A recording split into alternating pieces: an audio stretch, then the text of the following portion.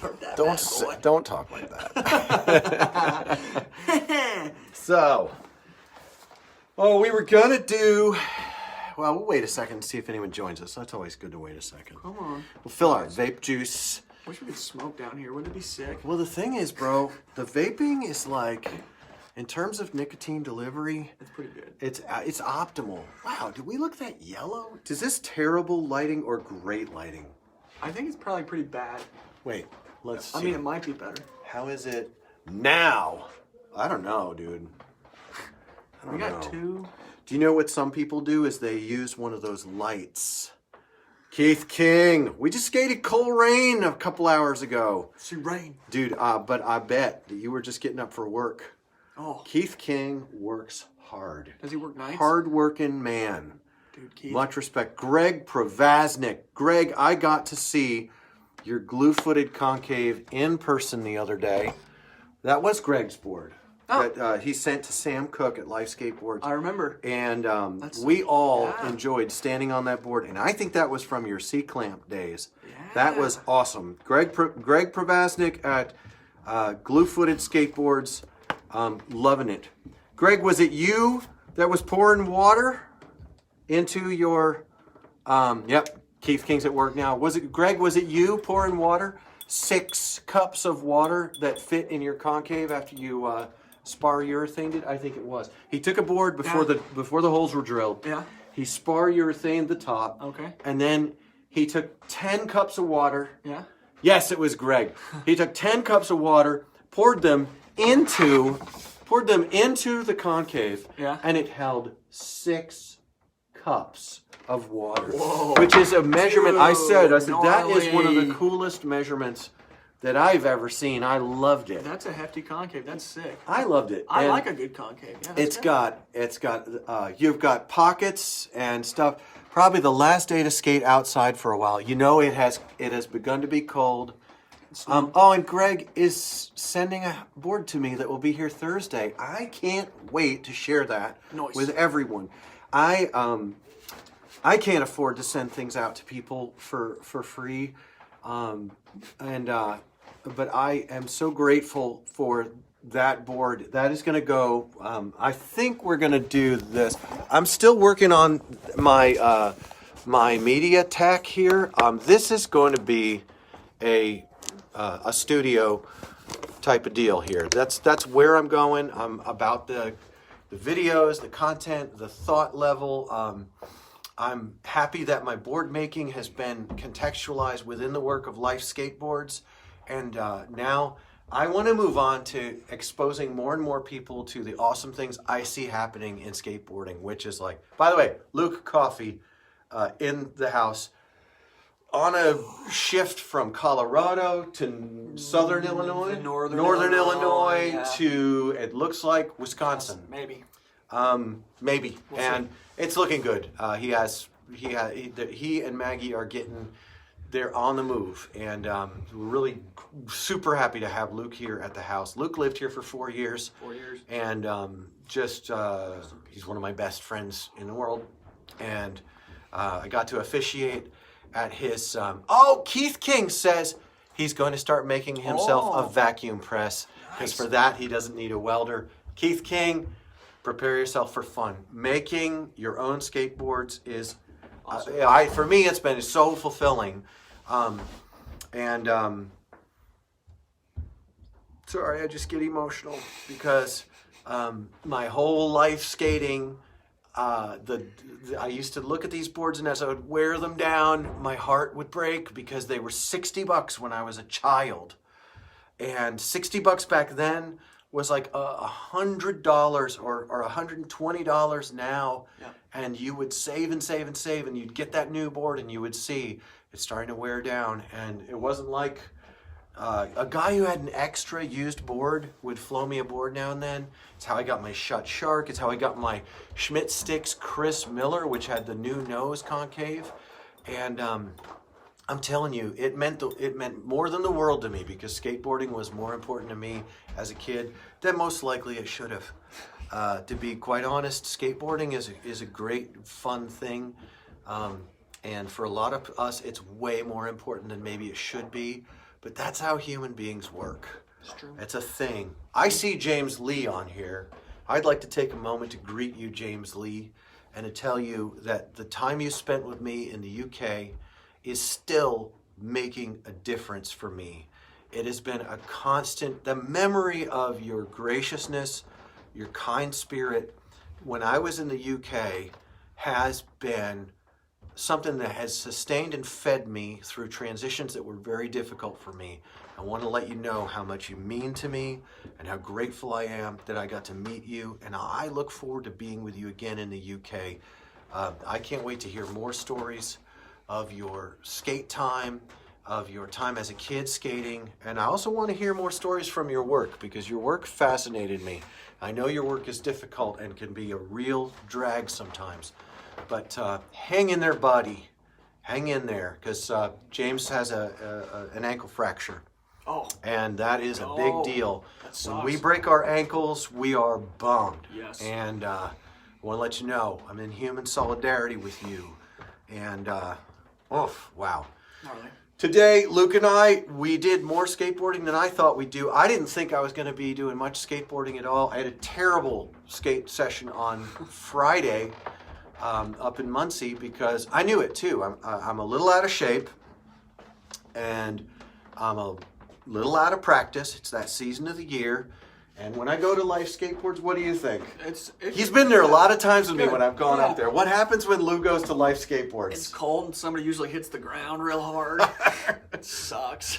It sucks. It's a very slippery bowl. It has very, very prominent coping. Yes. And I am just not up to it. I can't jump out of the van after 2 hours, stand around and talk, and then jump into a bowl. It's a quick little bowl that's very slippery, has very prominent coping. And honestly, I was happy that we were together. Seeing Tommy's story was a highlight, always. Awesome. We love Tommy. We saw Birdman. We saw John Redcorn. Yeah. John Redcorn. He goes by John Redcorn. Oh, I didn't know that. He does. Jeez. We had such a great time talking about life, talking about what's important to us with these guys. We had an amazing time with the folks at Life Skateboards. Star of the show was John Ryan Zander and his wonderful lady showing up and gracing us. And I brought his knee pads back to him from 9 years ago. That he had left at my house 9 years ago. Whoa. I did. I brought those and forgot to give them to him.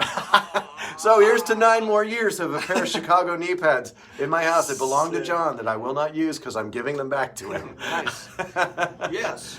And so, skating at Life, I was like, okay, I'm too old for this stuff, but I'm going to keep at it. I went back on my diet. I went back on my low carb diet. I went back on my low carb diet. There it is. And I thought, okay, I'm gonna get in shape. So I did probably a total of 15 deep knee bends over the last 2 days, and I'm done. That's it. We did it. But then today we started skating in the backyard, and the first session was probably 20 minutes, maybe a half hour. Yeah, and I just was like, okay, just going back and forth. And then we had a second session, and I felt pretty good. Yeah, it was good. I did a frontside Smith where my weight wasn't over here; it was back here where it should be. Yeah. And I think I was just really grateful that I got to skate here. And then we went to Coleraine Skate Park. Clippard Park. Cliptard Skate Park. Yeah, we went to Clippard and we enjoyed rolling around. I didn't do much there then. I was pretty used up. I've got bruised ribs, but they're not broken. They were broken 2 months ago, 3 months ago, but this one here is just bruised, which is rad because it's the same spot as the last time. And it's awesome that it was knitted and strong enough not to break again. Yeah, because you hit the ground, son. Buddy, we have the clip long lens, hit the ground. but I don't have a computer that can take the clip off the phone. Trapped. It's trapped. Yeah. It's not on a phone. It's on a little knockoff GoPro. The GoPro thing thinks that my iPad has no space. John Ryan Zander, we just gave you props. My GoPro imitation camera thinks that my iPad has no space. So it tells me they can't download anything. But my iPad tells me that it has 40 gigabytes free because I pay like $25 a month for mass storage, so that nothing's on the iPad. Because, okay, you guys, are you all tracking? Yes. So we're gonna. So I don't know.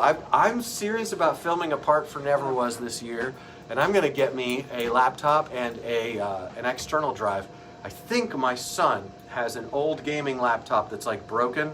Nice. That he's going to let me borrow, and if that works, then all I have to do is go to Micro Center and grab myself. I want to get like a 5 or 10 terabyte drive because I'm going to be dumping video into it and start to edit up some stuff, because I'm up 90 followers in the last like 6 days, so I guess I'm a YouTuber now. Yes. Which is interesting because on the 9 Club this morning, I found a 13-minute clip of them talking about YouTubers. Johnny Geiger, Revive, Andy Schrock, and they were so cool about it. They were saying how smart those guys are.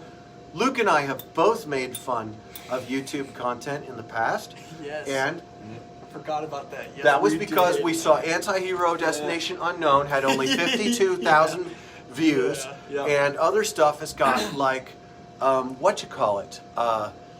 somebody just explained the whole tech problem I have, and so the iPad itself, yes, okay. I'm done. Well, yep, I'm nice. cooked. Okay. I'm cooked, right? Wow. So, Yeah. so Dang it's it. true. I don't have enough storage. Dang it, Keith.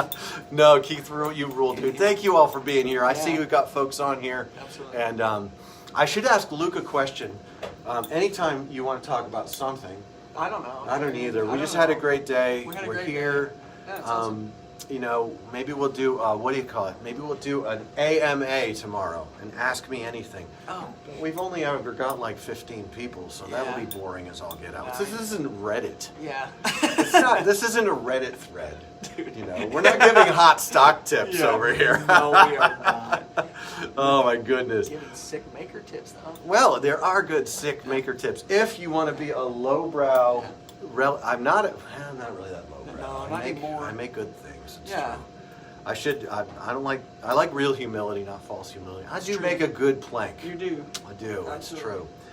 However, I have to say, I've got these life skateboards here. You know, these are going up on the wall in here, and there's something. These are almost too nice. I don't know if I can hang with life skateboards because these are just, the finish is not a gloss finish, but boy is it purty. It's beautiful.